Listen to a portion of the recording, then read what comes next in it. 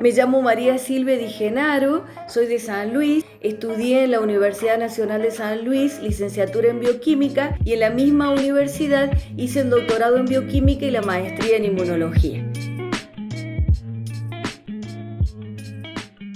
Siempre me gustó inmunología y comencé a trabajar en la cátedra de inmunología, en la cual hoy soy profesora. Esta materia se dicta para la licenciatura en bioquímica, licenciatura en biología molecular y licenciatura en biotecnología, 3 carreras que se dictan en la Facultad de Química, Bioquímica y Farmacia de la Universidad Nacional de San Luis. También soy investigadora del CONICET. Pertenezco al Instituto Multidisciplinario de Investigaciones Biológicas San Luis. Una vacuna es un producto biológico que contiene componentes de un determinado microorganismo para el cual queremos desarrollar una protección, de tal manera que estos componentes, al ser administrados, comienzan a entrenar al sistema inmune, a nuestros mecanismos de defensa, dejando una memoria inmunológica. De esta manera, cuando luego enfrentemos al agente infeccioso con toda su capacidad de generarnos enfermedad, este sistema inmune ya va a estar entrenado de tal manera de evitar la enfermedad infecciosa, los síntomas, y en algunos casos hace que los síntomas sean más leves, pero evita secuelas graves de esa enfermedad infecciosa. El tiempo que lleva el desarrollo de una vacuna es prolongado, aproximadamente 15 años, debido a que primero se requiere una fase que se llama fase exploratoria, en la cual se evalúa, se analiza qué componentes van a constituir esa vacuna, es decir, se hace el diseño de la vacuna. Luego continúa una fase experimental en el laboratorio, es una fase preclínica en la cual se va a evaluar la vacuna en cultivos de células, de tejidos y también en modelos animales para poder evaluar que esa vacuna es segura, es decir, no provoca efectos adversos, y también evaluar si es capaz de estimular la respuesta inmune, de entrenar a ese sistema inmune y de generar protección frente al agente infeccioso. Una vez que se demostró que esta vacuna es segura y eficiente en los modelos animales, se ensaya en las fases clínicas. En el caso de COVID-19, las vacunas candidatas se han desarrollado en un tiempo récord debido a que se tenía un conocimiento científico previo en virus que se parecen a SARS-CoV-2, que son el SARS-CoV-1 y el MERS, que son virus que provocaron brotes en 2002 y 2012 respectivamente. La Organización Mundial de la Salud informa semanalmente las vacunas candidatas que están en estudio. Actualmente existe 149 vacunas que están en fase de desarrollo preclínico, es decir, en la fase experimental de laboratorio, y existen 38 vacunas en fases clínicas, de las cuales 9 ya se encuentran en fases muy avanzadas de su desarrollo. Finalizada la fase experimental en el laboratorio, en la cual se demostró que la vacuna es segura y es eficaz en modelos animales, se comienza a ensayar en las fases clínicas. Estas fases comprenden una fase 1 en la cual se ensaya la vacuna en un número reducido de voluntarios adultos sanos, y el objetivo es probar que la vacuna es segura, es decir, no provoca efectos adversos severos. El número de voluntarios en esta fase no supera las 100 personas. Pasada esta fase, se inicia la fase 2, en la cual la vacuna candidata se va a ensayar en un número mayor de voluntarios, aproximadamente serían miles de voluntarios, y aquí se sigue ensayando y probando si la vacuna es segura y también la eficacia de la vacuna, es decir, si es capaz de estimular el sistema inmune. Se pueden hacer también ajustes de dosis, ir estudiando el esquema de vacunación, es decir, si se va a administrar 1 o 2 dosis, con qué intervalo, etc. Pasada esta fase y demostrada que la vacuna no provoca esos efectos adversos severos, se puede ensayar ya en la fase 3, en la cual se va a probar la vacuna en un número mayor de voluntarios, que puede también en este grupo incluirse personas que pertenecen al grupo de riesgo de la enfermedad infecciosa. En esta tercera fase se ensaya, como les decía, no solamente la seguridad, sino también la eficacia, y es muy importante seguir analizando la seguridad porque un efecto adverso severo que a lo mejor se presenta en baja frecuencia, por ejemplo 1 en 10.000, en la fase 2 no podría detectarse, pero sí en esta fase en la cual se ensaya en un número mayor de voluntarios. Además, en esta fase se van dividiendo a los voluntarios en 2 grupos, y esa división es aleatoria, es decir, al azar, de tal manera que un candidato se registra en el grupo que va a recibir la vacuna y otro en el grupo placebo, que va a recibir el control, que podría ser, por ejemplo, solución fisiológica. Y además, en esta fase el estudio es doble ciego. ¿Esto qué significa? Que ni el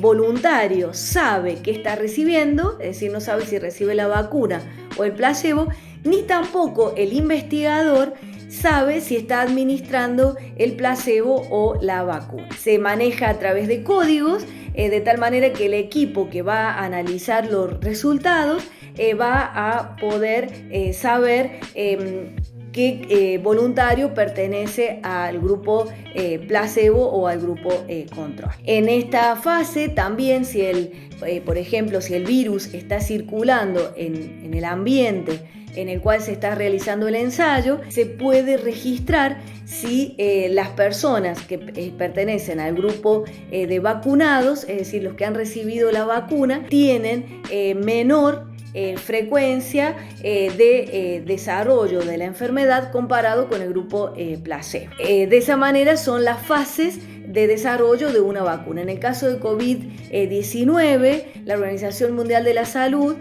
muestra un panorama general de las vacunas candidatas, y 149 vacunas se encuentran en la fase preclínica y 38 actualmente se encuentran en las fases clínicas, de las cuales 9 ya están en la fase más avanzada, es decir, en la fase 3. Lo interesante de este último reporte que hace la Organización Mundial de la Salud es que en la fase preclínica ya se registra una vacuna argentina desarrollada por la Universidad Nacional de San Martín y el Instituto de Investigaciones Biotecnológicas.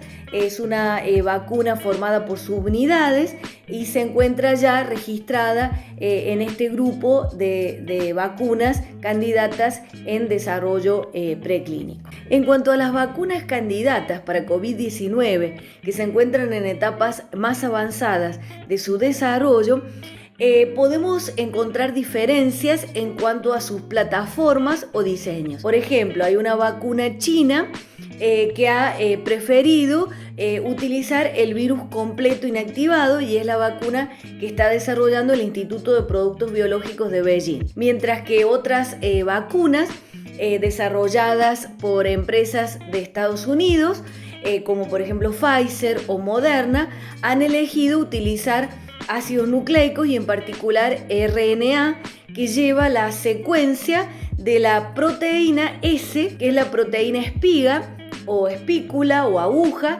que es la proteína que nosotros vemos en el virus, en su corona, y que le sirve al virus para ingresar en las células. De esa manera, ese RNA llevará la información para que las células de la persona que reciba la vacuna sinteticen esa proteína S que va a ser reconocida por el sistema inmune. En otros casos, otras empresas también de Estados Unidos han elegido ADN, es decir, otro ácido nucleico, que también ingresará a la célula por una forma de administración particular, y de esa manera la proteína S será sintetizada desde ADN a RNA y luego a proteína. De esa forma podemos ver distintos diseños y también podríamos compararlo con la vacuna desarrollada por Rusia, que en este caso utiliza un adenovirus, es decir, un virus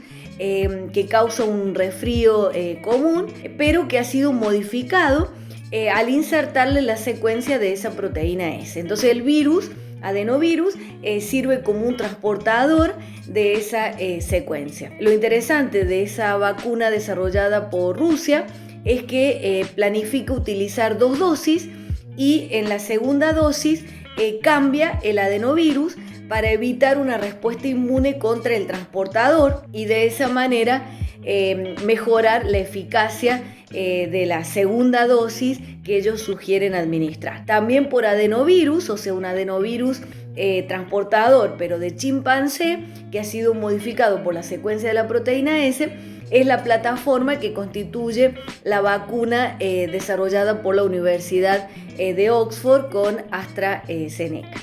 Todas estas vacunas ya se encuentran en fases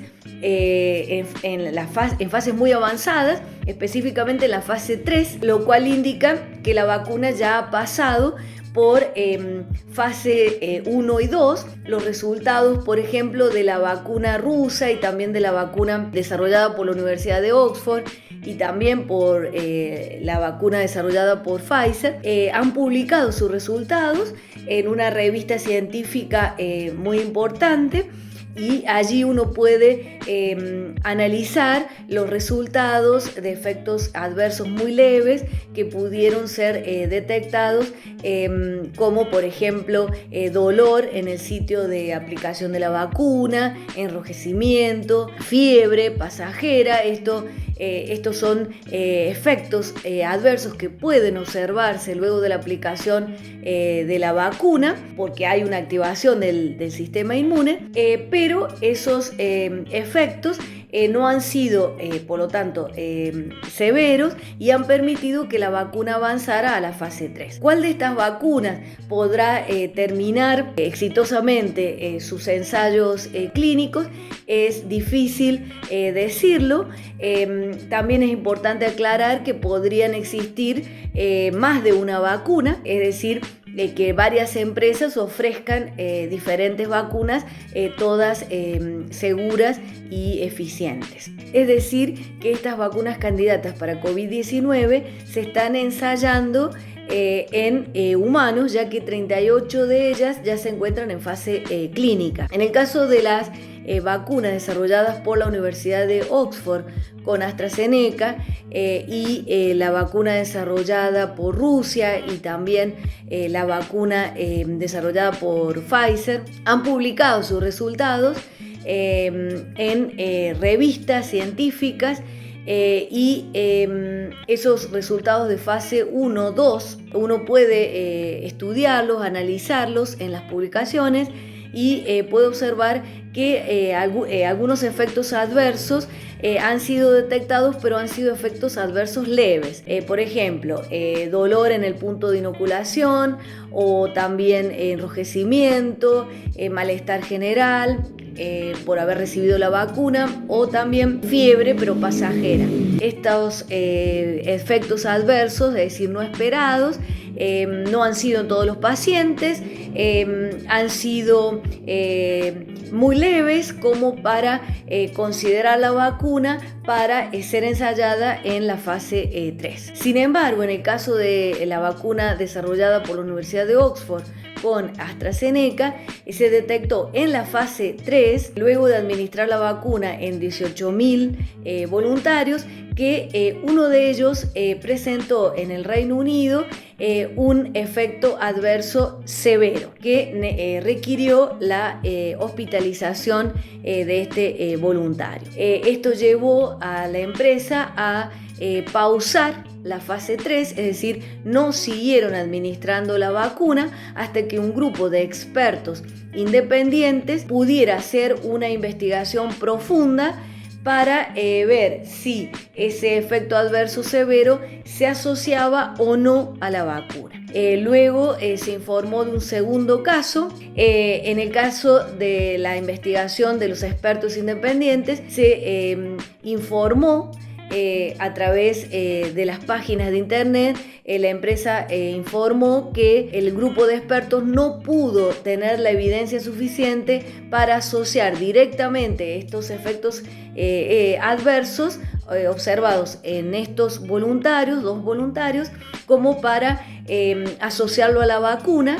Por lo tanto, se decidió continuar con la fase 3 y así se ha reanudado el reclutamiento de los voluntarios, tanto en el Reino Unido, en India, en Sudáfrica y también en Brasil, y aún se encuentra pausado en Estados Unidos. De esta manera, si los efectos adversos son leves, se puede continuar con el desarrollo y el ensayo de la vacuna en la siguiente fase. Si el efecto adverso es severo, es necesario hacer una investigación profunda para ver si la vacuna es segura o no. Si la vacuna no es segura, entonces se debe suspender el ensayo y esa vacuna no pasaría las fases de desarrollo experimental. Pero no es el caso de lo que ha ocurrido con la vacuna de la Universidad de Oxford,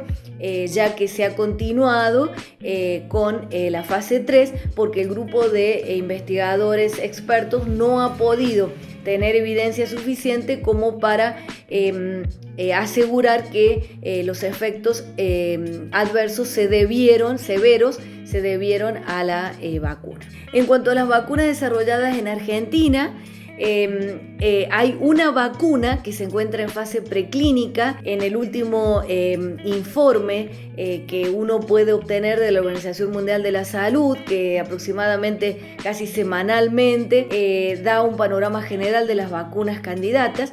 En ese último reporte que hace recientemente ya figura entre las vacunas en ensayos preclínicos una vacuna argentina desarrollada por la Universidad Nacional de San Martín y el Instituto de Investigaciones Biotecnológicas. Esa es una vacuna de subunidad, es decir, está constituida por la proteína S.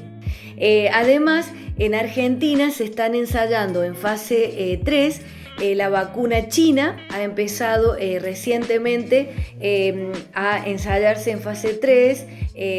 Se ha comenzado en realidad a reclutar a los voluntarios. Se van a reclutar aproximadamente unos 3.000 voluntarios y se va a ensayar la vacuna durante un año. Como el virus está circulando en Argentina, se va a ensayar comparando entre el grupo que va a recibir la vacuna y el grupo placebo, si hay una diferencia en el número de casos de COVID-19 que podrían producirse en forma espontánea porque el virus está circulando, comparando el grupo que recibió la vacuna con respecto al grupo placebo. De la misma manera se está ensayando en Argentina en fase 3 desde hace más tiempo la vacuna desarrollada por Pfizer, que es una empresa norteamericana, en asociación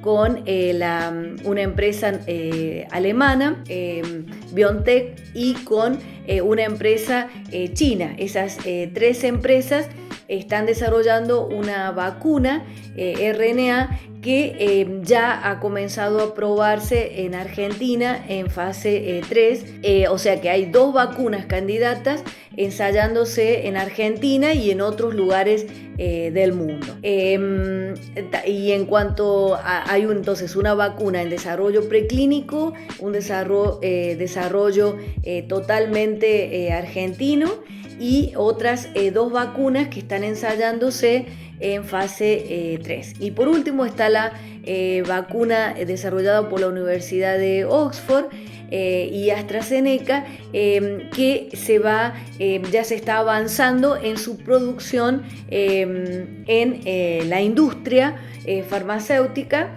En Buenos Aires se va a producir el producto activo, que luego va a terminar su producción en México.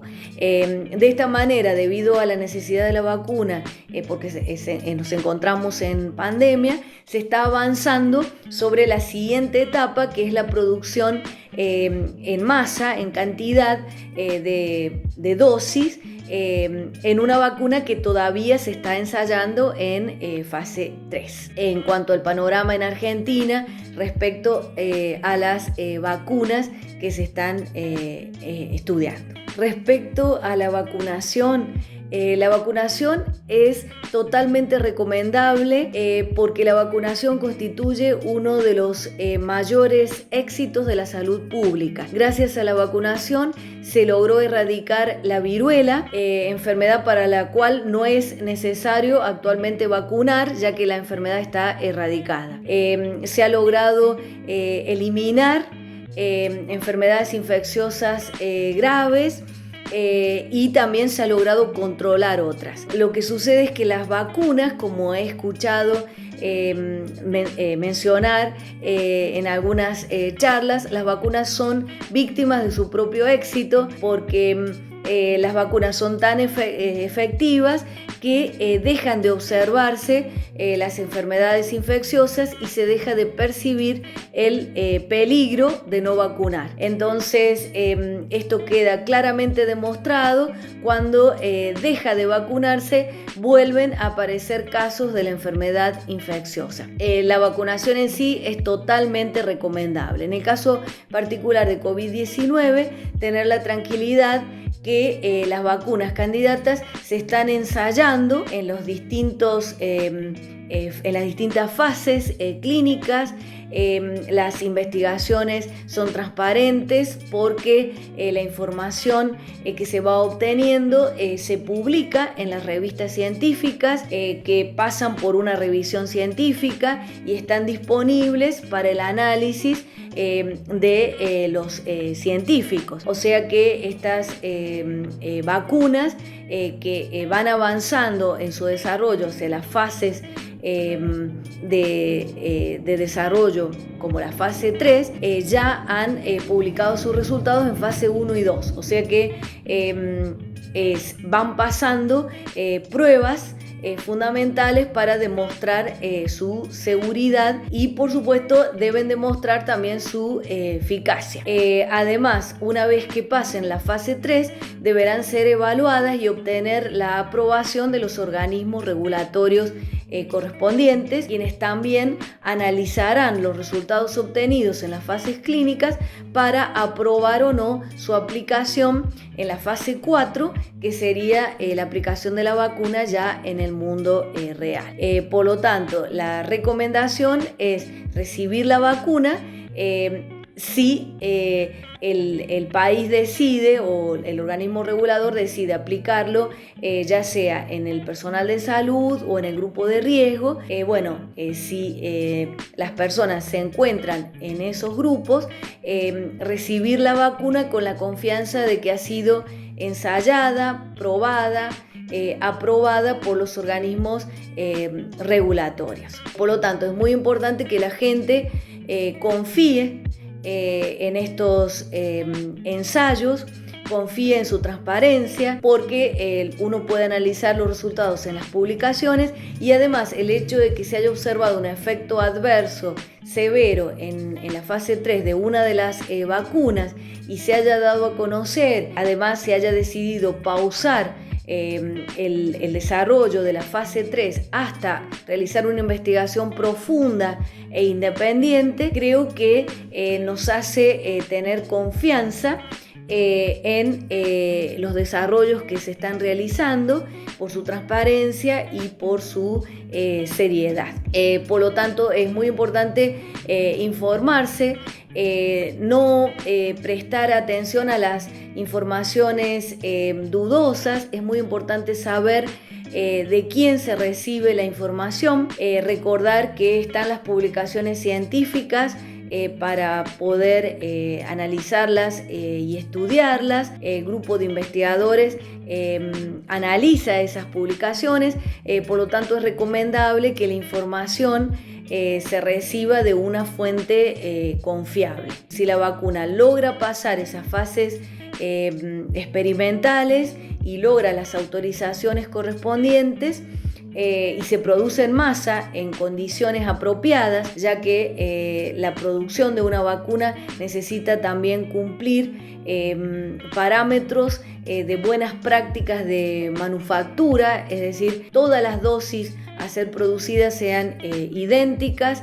a las dosis ensayadas. O sea que si se logra pasar todos esos controles es porque la vacuna ha demostrado ser segura. Así que tener la confianza, como en las demás vacunas de nuestro calendario, de recibir esa vacuna. Respecto a las conclusiones, me gustaría remarcar la importancia de la investigación científica, que ha sido fundamental para los avances en el conocimiento de una enfermedad infecciosa nueva que aún se está escribiendo, en el sentido de que si bien se ha avanzado, aún es necesario más tiempo para tener un conocimiento más profundo de algunos aspectos de la respuesta inmune. Destacar la importancia de esta investigación en el desarrollo de las vacunas candidatas.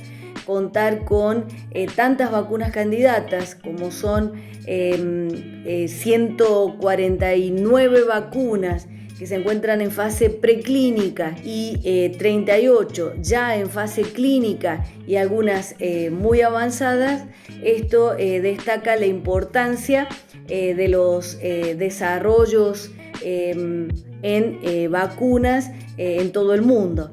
También destacar a la Argentina en cuanto al desarrollo de una vacuna que se encuentra en fase preclínica y también a las vacunas desarrolladas en otros países que se están probando aquí en Argentina en fase 3. También la posibilidad de producir vacunas en Argentina, como es el caso de la vacuna de la Universidad de Oxford. O sea, destacar la importancia especialmente de la investigación científica en el conocimiento de esta nueva enfermedad. También quisiera destacar la importancia de la vacunación.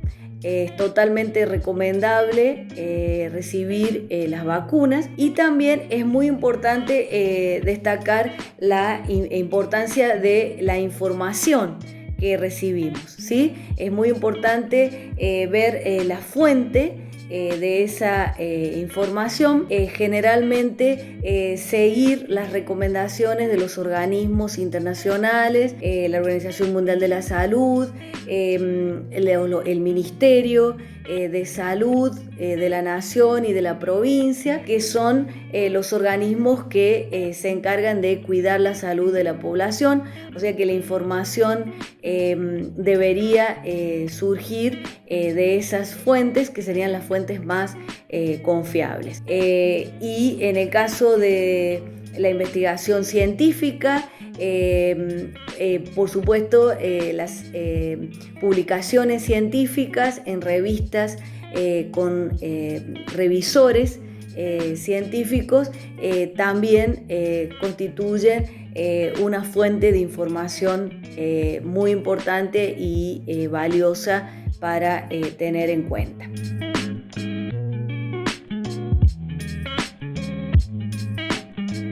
Las vacunas de primera generación son aquellas constituidas por el el agente infeccioso para el cual se quiere generar una protección completo, ya sea atenuado o inactivado, es decir, muerto. Esa es la vacuna de primera generación. Por ejemplo, de las vacunas candidatas para COVID-19, la vacuna desarrollada por el Instituto de Productos Biológicos de Beijing incluye en su vacuna el virus completo inactivado. Es una vacuna de primera generación. En cambio, las vacunas de segunda generación son aquellas que están constituidas por un virus trabajado por ingeniería genética. También pueden ser proteínas obtenidas por ingeniería genética.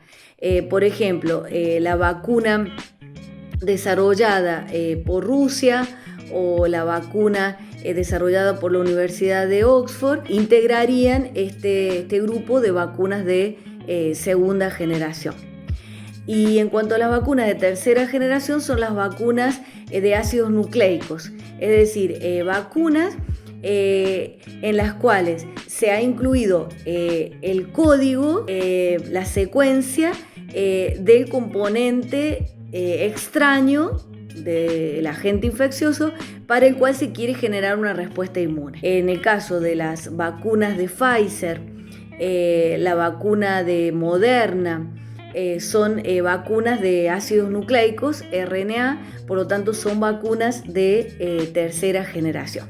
La vacuna de AstraZeneca es una vacuna de segunda generación, está formada por un adenovirus de chimpancé que ha sido modificado, ya que lleva la secuencia de la proteína S del nuevo coronavirus. Este es un virus no replicante, pero que está vivo y que llevaría la secuencia de tal manera que puede infectar una célula y al estar modificado no provoca ningún tipo de enfermedad, pero lleva la información genética de la proteína S, la cual será expresada en el interior de la célula.